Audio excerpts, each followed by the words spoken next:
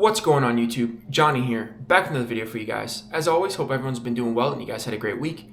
Today's video, we're doing a great and easy dinner for the night in on the weekend. So it's gonna be a flank steak, it's gonna be bubble and squeak, which I'll explain what that is if you're not familiar with that in a little bit. And then for dessert, we're making a skillet cookie, or cookie in a skillet.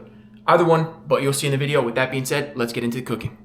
Alrighty, and for the ingredients for tonight, first we have our flank steak here, but we'll probably just actually, we're going to use one, and then we can freeze one for later, which will maybe feature in another video in the future, so who knows. And then in this bowl, we have flour, baking powder, and baking soda. In this bowl, we have the melted butter.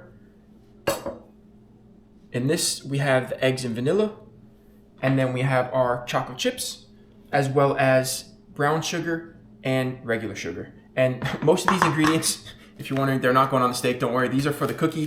So we're gonna be starting in reverse order tonight, and we'll get a head start on the dessert, and then we'll go from there. So I'll see you guys in the next bit. So first, what we're gonna do is take our sugar and add that to the butter, and then we'll just mix that around and get that nice and incorporated. And now we'll add the eggs and vanilla, and we'll keep on stirring that until everything's mixed well. And then now, I'll slowly add the flour a little bit at a time. Make sure we get everything. And then we'll just stir that around and work that in. All right, so this is the dough. And sometimes mixing that around can be a good shoulder workout. So it's a win-win. You're making a dessert and you're also getting a workout at the same time. So it's a good balance. So then now we'll just fold the chocolate chips in and get a nice even spread throughout. All right, so here we go. So then now we'll just scoop all of that into the skillet and make sure that you get everything.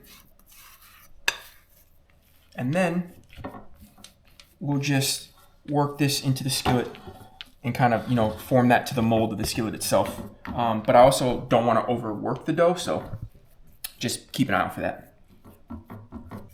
All right, and had to call in some reinforcements from the expert cameraman. Had to step in. All right, so this is what we're looking like, courtesy of cameraman. Thank you for the assist. And you know what? It's like one of those Dairy Queen commercials with the old school blizzards. Sticks. Let's go. So glad that didn't backfire.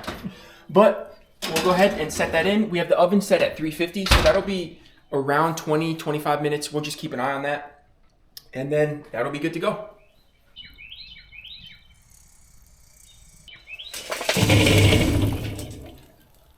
Alrighty, so now we're going to start on the bubble and squeak. So in our pan here, we have butter and olive oil. Now technically it's supposed to be all butter, but cameraman and I like to keep it, a balance of being healthy in there. So that's why we mixed a little bit of olive oil and butter. And bubble and squeak, what it is a traditional British dish. And it's using leftover mashed potatoes as well as vegetables. And the vegetables can be anything that you have. Cabbage, carrots, etc. We have leftover cabbage right here. And then we actually didn't have enough leftover mashed potatoes, so we had to make some fresh mashed potatoes. So that's that. And it's also technically supposed to be in a cast iron skillet, but our dessert is in that right now, and our smaller cast iron wouldn't fit everything. So that is what we're doing. And the name, bubble and squeak, actually comes from when it's cooking, it'll start bubbling up. So yeah, a little fun fact about that, and we'll get started on it.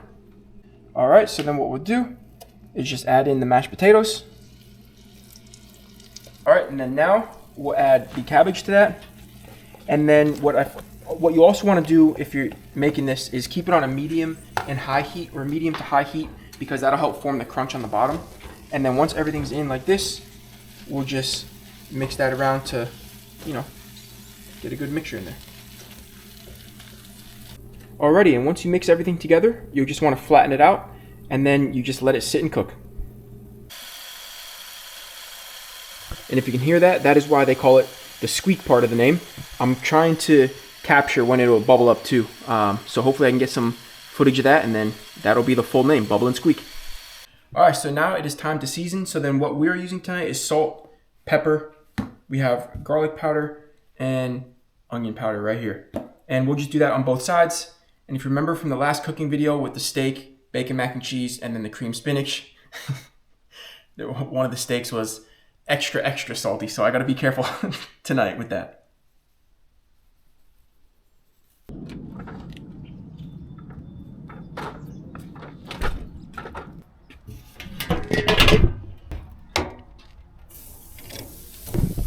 so with this, I'm going to do about 3 minutes aside indirect, and then probably about 3 minutes aside direct, and then it'll probably need more time than that, but that's just the baseline of what I'm doing. And are you really grilling if you have the tongs and you don't pull out this move? Alrighty, so the dessert is good to go. Look at that, nice and golden on top. Ooh, that looks good. And with the bubble and squeak, I've tried just staring at it to try to capture the bubble, but it's not bubbling much, and it's because cameraman and I didn't add a bunch of butter to it. That's what really causes it to bubble. So that's probably why. Well, that is why it's not, and I'm hoping, keeping my fingers crossed, that I'll be able to get a little footage of it bubbling just so you can see, but if not, you know why.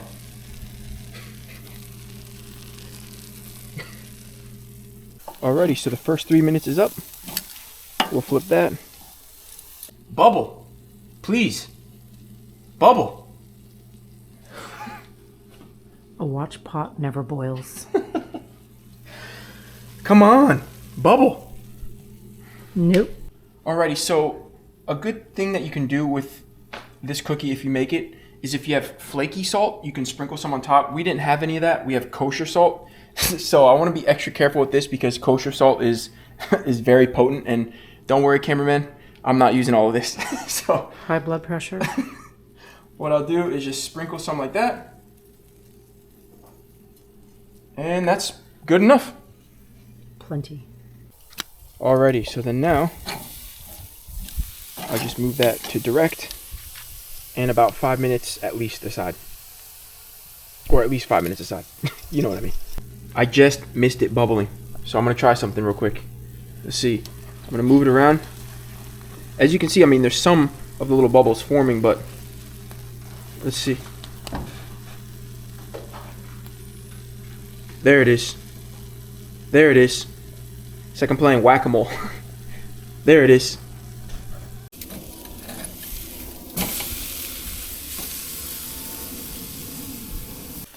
Alright guys, and one of my favorite things about grilling a flank steak, what I like to do is with oyster sauce, I add that when it's about pretty much complete, when it's done cooking, and then I'll flip it and let it cook sauce side down for about 2 minutes, and then we'll go ahead and let that go, and then I'll add sauce to this side as well. And honestly, I think this is game changing when you're making a flank steak. So if you haven't tried this oyster sauce before, I highly recommend that you give it a go.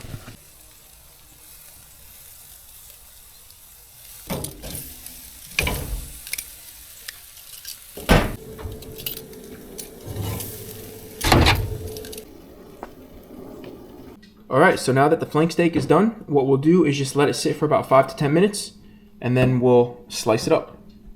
Alright, so then what I'll do, I'm going to cut it into thirds first, so that way we can slice it into smaller pieces. And with the flank steak, you want to cut against the grain. So here we go, moment of truth and the big reveal on the cook and the temperature. Oh yeah, nice. Perfect. Cool. Alright, so as I said, we'll cut that into thirds. And then against the grain, and I'll keep them on the smaller side of things, or the smaller size.